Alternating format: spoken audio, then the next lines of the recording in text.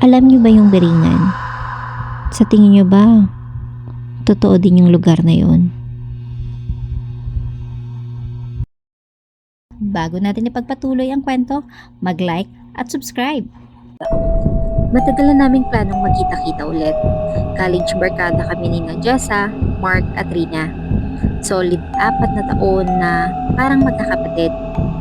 Pero nagkahiwalay-hiwalay nang nagkatrabaho kami sa iba't ibang probinsya.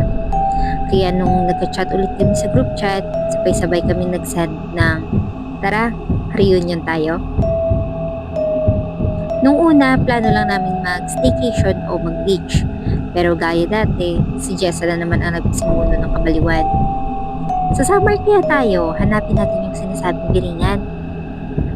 Sabay tawad ni Rina, yung lugar daw ng mga engkanto, baka mapunta tayo sa ibang dimension.